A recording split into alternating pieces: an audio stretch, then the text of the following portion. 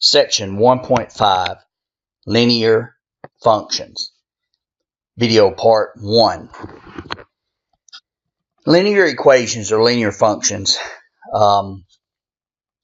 There's three equations. The first one's slope-intercept form, where you have m as the slope and b as the y-intercept. Sometimes you'll see it written as b plus mx. In word problems, you traditionally see it more like this, y equals mx plus b. Again, word problems tend to have b plus mx. They're the same. They're equivalent. It's just in terms of the word problem, it's a little bit easier to write. The other form that we've talked about is point slope form, and it requires a point and a slope, and you can write the equation and then very easily change it into slope-intercept form. The other one, which is in terms of bx plus by equals c, better known as standard form or general, you'll see as well. So those are the three forms, and then we'll work through it.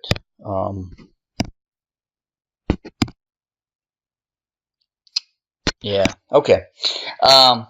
Suppose that 2x plus 6y equals 1. Write the equation in slope-intercept form. In doing this, all we're doing is moving the 2x over. Okay, so it gives me 6y equals negative 2x plus 1. And of course, divide by 6, right? Everything by 6. So that leaves me y equals negative 1/3 x plus 1/6, right? So that's what this equals. So it would be negative 1/3 x plus 1/6.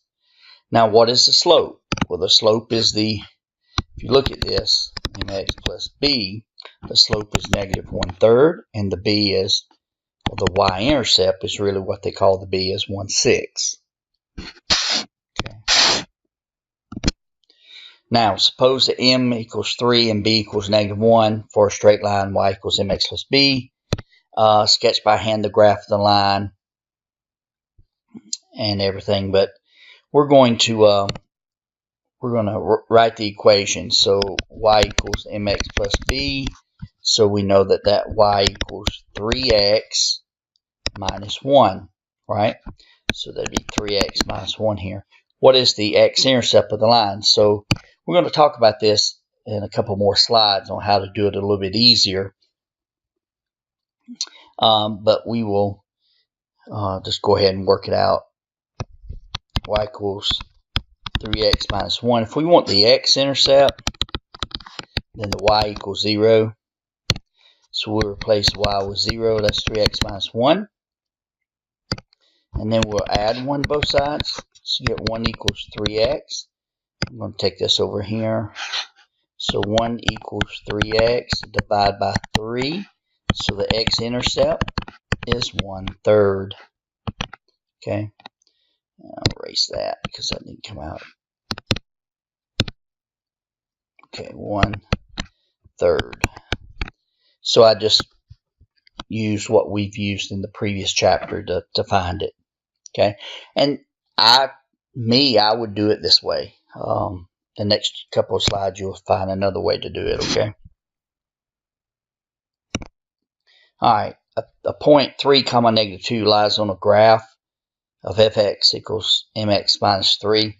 Before we do that, hold up. It said something about graphing. Sketch by hand the graph. I want to show you this real quick. You go to math, graph, give me a Cartesian plane.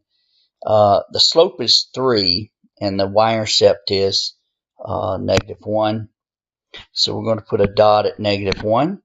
And the slope is 3 over 1, which means it's positive. It'll go up 3 and to the right 1. So 1, 2, 3 over 1. And there we go. If we draw a line between those two dots, we have graphed that equation. Okay. So take care of that real quick. All right. So the point 3, negative 2 lies on the graph of fx equals mx minus 3. Find the slope. Okay, so we have 1 point, right? 3, -2. In order to find slope, we need at least 2 points. Well, they gave us the y-intercept, right? Which is 0, -3. So that's what we're going to use as our other point. Now, we can do this traditionally, which is y2 minus y1 over x2 minus x1. That's traditionally what slope is, and we'll call this top one group 2. So we'll say -2 minus 3 over 3 minus 0, which equals, if you know that makes a plus, so it'd be 1 over 3. Now, I tend to do this. I tend to look at it in terms of change. How far is it from 3 to 0? Well, it went down the number line 3 spots, right? So it's a negative. And from -2 to -3 is a change of -1. So slope equals change in y over change in x, which equals -1 over -3, which is 2 negatives make a positive. So the slope is 1/3. All right.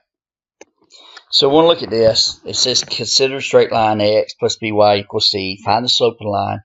Well, if you remember, here's the answers to these, folks. But I'm going to prove it to you, okay?